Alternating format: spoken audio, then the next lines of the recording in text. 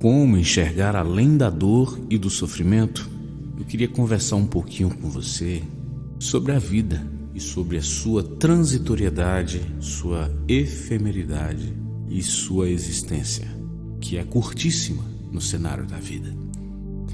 Nós sabemos que a vida é um espetáculo divino, a vida é fantástica no teatro da vida, e as cortinas desse teatro se fecham muito rapidamente. E nós temos que viver o agora, porque o passado, o ontem é passado. E o futuro é uma incógnita, o futuro é um mistério. Então eu tenho que aprender a viver o agora. O dia para se viver é hoje. E o momento para fazer é o agora. É uma dádiva de Deus à vida. E o salmista está dizendo aqui que o homem, ele é semelhante a um sopro. Os seus dias são como uma sombra que passa. Quando você vai no aniversário de criança ou no aniversário de um adulto e ele sopra a vela, a chama que estava ali se apaga. É um sopro. A vida é assim. Mas a questão é como eu vou me dar com este grande espetáculo chamado vida. Como poder enxergar além da dor e do sofrimento, porque isso faz parte. A vida, essencialmente, ela é oscilante. A vida se divide em picos e vales. Como enxergar, então, portanto, além da dor e do sofrimento? Eu dou uma dica, um conselho. Eu acho que uma das maneiras de lidarmos com esta situação, esse estado oscilante da vida, é pensar da seguinte forma: eu não preciso estar no estado de dor e de sofrimento permanentes.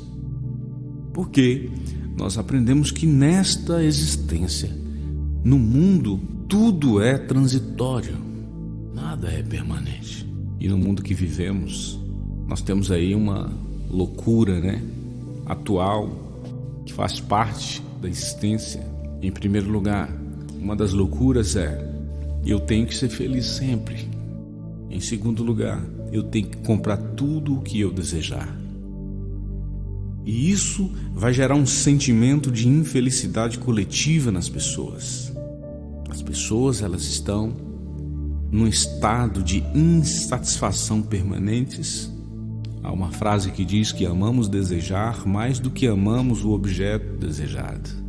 O ato de desejar, o ato de entender que eu preciso ter, eu preciso possuir, eu preciso adquirir, sem antes pensar assim: eu preciso ser.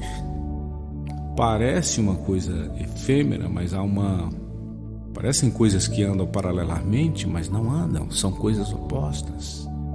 Ter, adquirir, possuir é diferente de ser.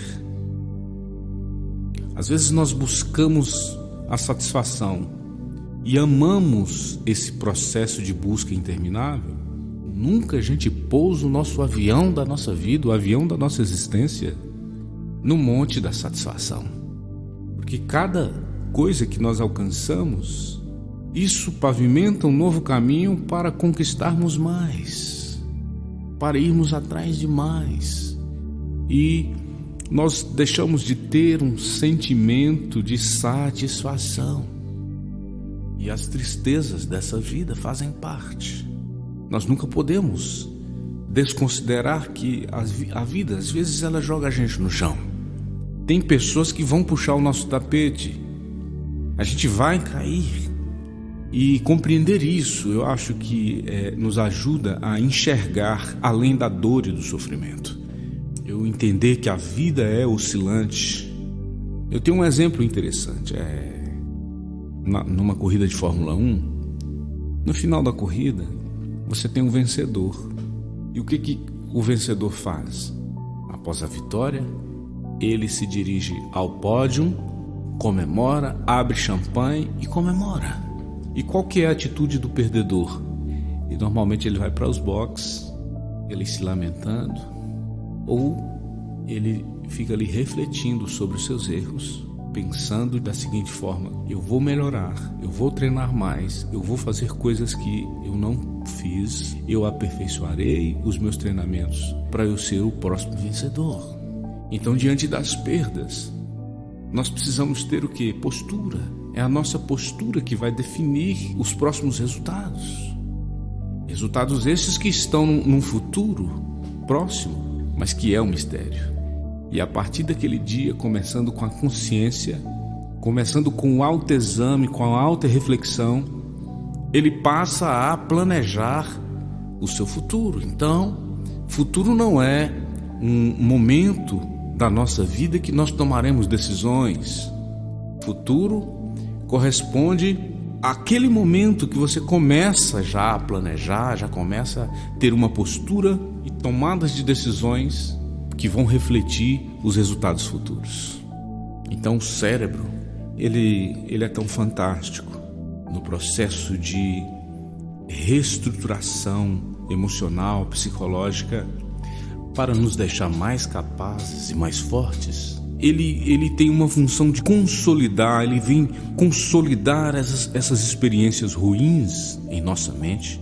E é interessante que ele consolida essas experiências ruins mais do que ele consolida as experiências boas. Mas não com o objetivo de nos deprimir, é para a gente não errar de novo, ou pelo menos nos preparar para lidar com as mesmas situações no futuro.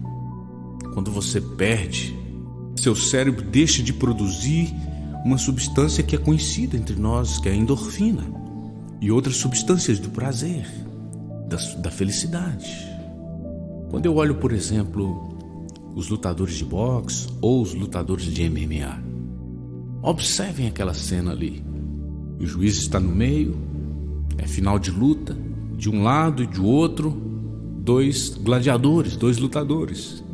Ambos estão exaustos, ambos estão machucados, cansados, ambos estão cheios de expectativas do resultado da luta, até quando o juiz anuncia o vitorioso. E ao vitorioso, o cérebro dele vai se comportar da seguinte forma: vai haver uma explosão na produção de endorfina e substâncias que o darão a sensação de prazer, que tem o místico poder de anestesiar a dor e superar o sofrimento e superar as feridas. Ele está cansado, mas normalmente você o vê pular, de tamanha explosão de adrenalina que foi jogada ali no seu sangue, espalhando por todo o seu corpo. E já o caso do perdedor é justamente o contrário.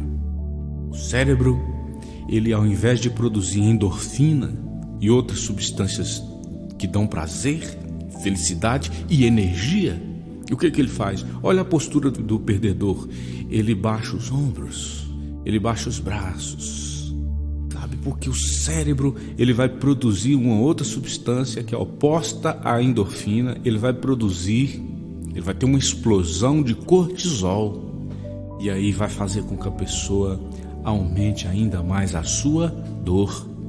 Com qual objetivo? Para que ele possa nunca mais esquecer daquele momento, daquele resultado, para ele nunca mais esquecer que daquele jeito ele não vai conseguir, daquele jeito ele não consegue, que você precisa de uma próxima oportunidade e que esta oportunidade você precisa se superar, você precisa se preparar melhor e você precisa dar o seu melhor.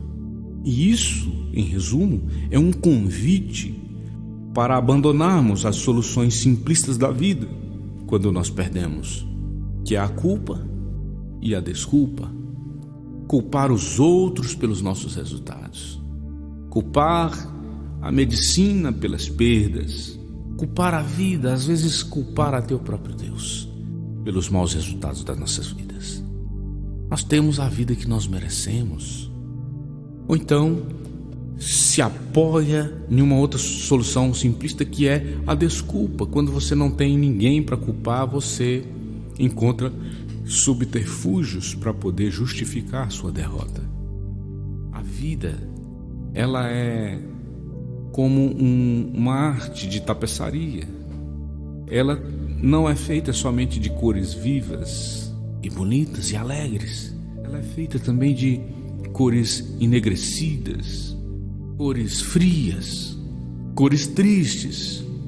Só que nós estamos olhando a vida, muitas vezes, do lado errado. Você está olhando a vida pelo lado de trás da obra que o tapeceiro está fazendo. E lá você vê somente emaranhado de curvas e cores indefinidas. Até esperar que a obra seja concluída e você venha para o lado de cá e você vai contemplar aquela obra de arte. E você precisa se reinventar, você precisa ressignificar a sua vida. Você não pode, diante das perdas, diante dos problemas, diante da dificuldade. A vida é maravilhosa.